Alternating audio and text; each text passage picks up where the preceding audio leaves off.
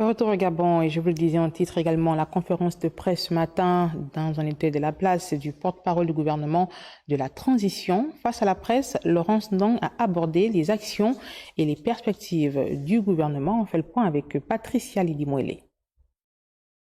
1 heure d'horloge pour cette première conférence de presse du porte-parole du gouvernement de transition. Tous les volets sont passés au crible. Ce face-à-face de Laurence Ndong avec les médias intervient après les 100 jours du CTRI, occasion pour le porte-parole de faire état de la situation du Gabon avant le 30 août et d'énumérer les actions, mais également les perspectives des chantiers du gouvernement de transition. Du social à l'économie en passant par la communication, les transports, Laurence Ndong n'a pas fait dans la langue de bois. Toutes ces mesures, de toutes ces actions, on a permis au gouvernement de dégager des marges de manœuvre pour l'État aux fins de financement de projets structurants pour le développement économique et social de notre pays. On a la restauration de la crédibilité du Gabon auprès des bailleurs de fonds et la levée des mesures de suspension de décaissement auprès des 10 bailleurs de fonds.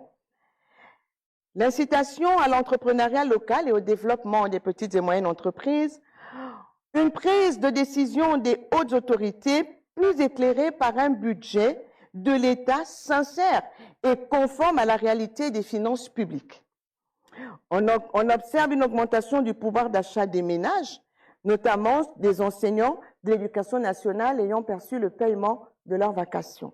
Dans le secteur communication, la prise en compte du plan social d'Africa numéro 1 constitue une aubaine pour le personnel de cette radio et c'est également dans cette optique que 2024 s'annonce positif pour les médias publics. Concernant le statut particulier, nous avons prévu pour l'année 2024 la révision du Code de la communication.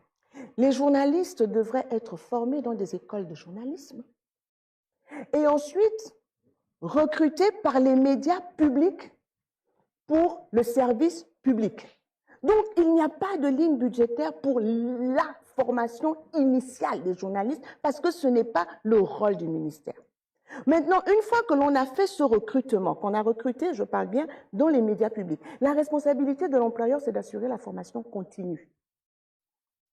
La formation continue qu'on appelle aussi le renforcement des capacités. Donc, dans notre programme, dans notre exposé de motifs au Parlement, à l'Assemblée nationale, au Sénat, nous avons inscrit le renforcement des capacités des personnels, ce qui signifie formation continue. La transformation, mais également le développement du Gabon reste la priorité du gouvernement, lequel s'attelle à améliorer un tant soit peu les conditions, mais également le bien-être des populations.